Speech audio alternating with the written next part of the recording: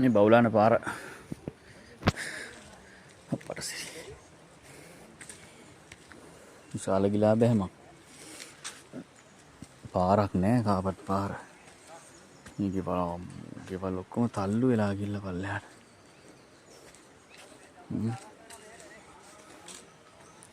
කොහමද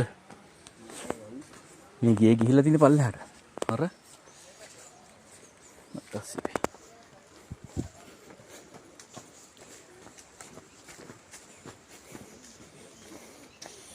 high tension line बुद्धि මේ වනම් හදන්න ලේසි මේක හදලා කරන්ට් එක දෙන්න try කරන්න. මේ මෙතන ඈ ඕව නැන්ද ඔතෙන් යන්න එපා. ඔව් නේ එන්න පුළුවන් පල්ලෙහාට. අපි පාර පාස්සලා නේ. මේ වලන්න කුතින්නේ. අර පාරේ උඩ ඔය මට්ටම. අර මට්ටම පාර. ඔහොමනේ පාර තිබ්බේ.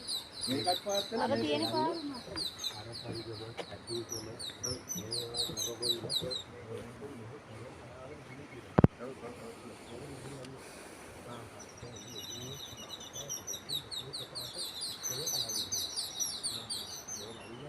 නෑ ඉතින් මේක තමයි මම කිව්වා මේ මෙතන මේ පුපුරව හරියද? මම එදා දවල් ඇවිල්ලා හිටියේ. ලොකු පිපුරුමක් ආවා හරියද? ඔව් මම අර පල්ලෙහා හිටියේ මං කිව්වා මේ පල්ලෙහා ගෙදර යටම නෑ පල්ලෙහා. එදා ආවා බලන්න ඊට පස්සේ ලොකු සද්දයක් ආවා. ඒ වෙලාවේ තමයි අර එක කොල්ලෙක් කිව්වා මේ කඳු දෙක එකතු වෙයි දන්නේ නැහැ බං කියලා කිව්වා. මං කිව්වා යකෝ ලොකු පිපුරුමක් ආවේ කියලා මං ආයේ එහෙම හරවා ගත්තා. අර හරියෙන් ආවේ. අර කන්ද අර තියෙන්නේ. මං ඔය උමරින් ආවේ. අර තියෙන්නේ. අර අතේ ඔක මෙවයිලා තියෙන්නේ.